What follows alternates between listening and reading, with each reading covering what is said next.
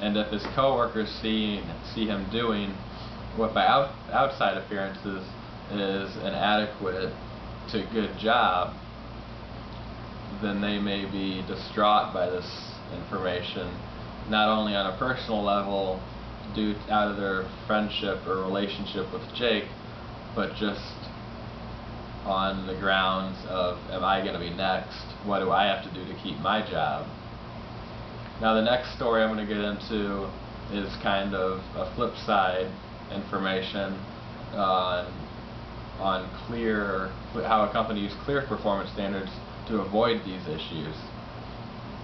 Another friend of the author's named Patrick was working for IBM, and he had a meeting with one of the company's VPs, and he asked about a friend of his, George, who was also with the company, but the VP informed him that George had been let go. When Patrick asked why, he said, well, he broke one of our cardinal rules. He lied to a customer, so we had to let him go. Now this is a much better situation, even though it's never a good thing when you let someone go. But in this situation, it kind of had to happen from IBM's perspective. So now Patrick, even though he's a friend of George, can see exactly what the problem is, and that this firing, it needed to happen.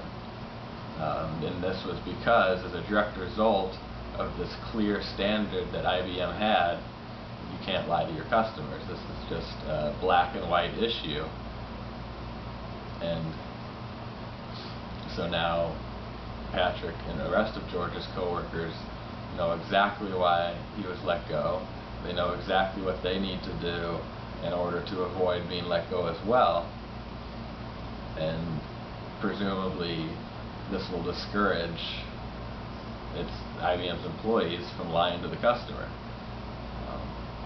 Of course, this also is going to save them from any legal troubles that they may have because of these lies, and it's also going to save the company's reputation, because they don't want to, obviously this is bad for sales if your employees are regularly lying to customers.